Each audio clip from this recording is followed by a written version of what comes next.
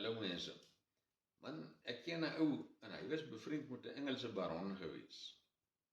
Nou die Engelse baron was 'n baie entoesiastiese jagter gewees. 'n Voëljagter. Nou hulle praat mos nou in Engeland van wild, dan praat hulle mos nou van tarantale en visante en patryse en sulke goeters. Wanneer ek nou van wild praat, dan is er nou meer van springbokke, gensbokke en kudu's en olifante en sulke goeters. Maar die Duitse of die Engelse baron het 'n pointerhond gehad. Nou ek weet nie of julle 'n pointerhond ken nie. Maar hulle vat mos die hond saam as hulle gaan jag.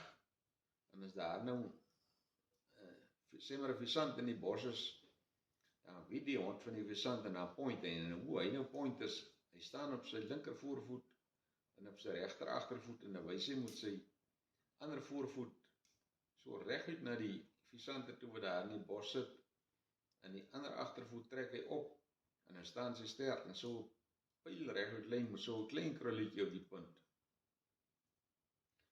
Nou dit is nou om die visant nou skielik daar uitvlieg, dat die ou nou nie skrik. So hy is nou daar altyd reg.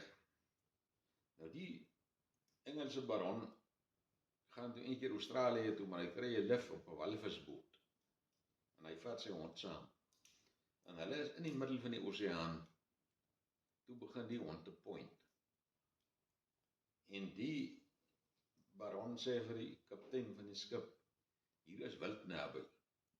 Die kaptein sê vir die baron, luister man, jy is nie reg in jou kop nie.